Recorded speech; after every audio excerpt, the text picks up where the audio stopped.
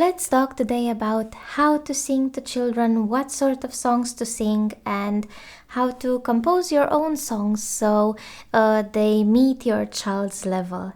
But first of all, how to choose songs. Nursery rhymes might be too difficult for a baby or a toddler, and they have lots of words that are archaic. They're like nobody's using them anymore, and you barely know them yourself. So I would suggest choosing songs that are much easier, that teach your baby functional language, because your kid needs to know basic words so they can express their needs. So give me food, give me, I don't know, I'm wet, I need to put new pants, I want to drink water, basic things. And those you cannot really find in nursery rhymes. So forget about nursery rhymes and focus on songs that have functional language, basic vocabulary, songs that are related to what your child is interested in. If your child likes cars, invent or look for a song about cars, or for example, the wheels on the bus, but you can say the wheels on the car. So you can change songs, or you can make your own to fit you and your family and your child's interest. And the sensitive period for movement starts at birth and it ends around 4.5 years. So babies and toddlers and children need to move all the time. They are always exploring and they are always improving their gross motor skills. So choose songs that involve movement or that involve action, because their bodies feel the urge to move. But that's one reason, and the other one would be that even though your baby or your toddler doesn't talk yet, the fact that the song has movements and gestures gives him the opportunity to participate. So they will participate by doing the movements, by imitating what you are doing, even though they do not speak yet. And when you are an active part in this learning process, you are much more engaged and you remember much better. I've added to the course a list of songs that I would recommend as first songs, because they are basic and they talk about food, about let me see.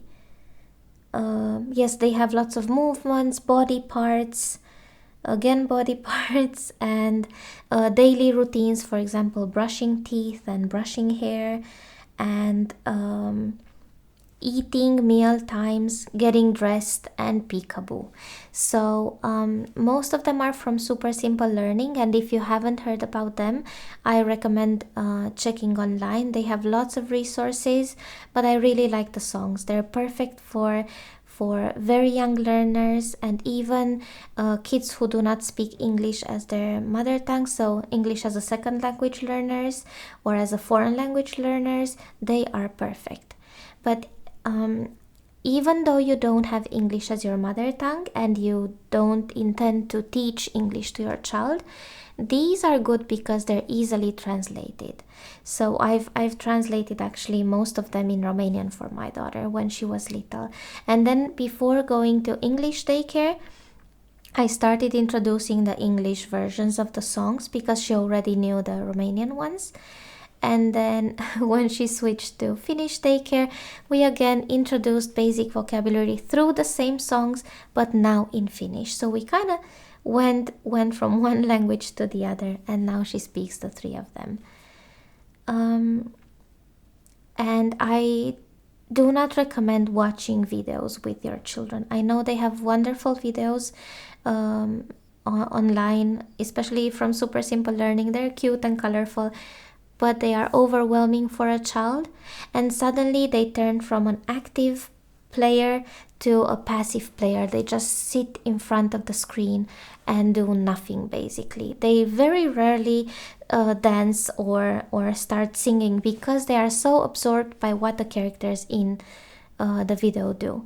So just learn them yourself and then sing them to your child, and that way they will have the opportunity to actually see how your lips are moving, see how you articulate sounds, and they will bond with you rather than just sit in front of a TV and watch.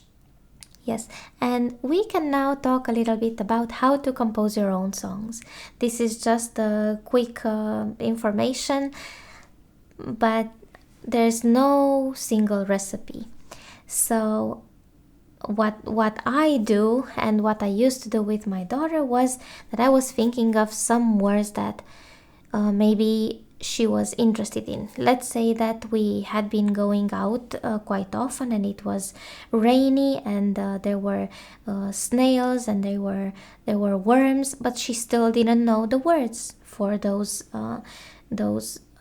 beings. So I invented songs about them. So I was thinking first, what words would I need to teach? So the basic words, snail and worm. I didn't usually avoid choosing too many new words, because then it's your kid will just forget about the whole song.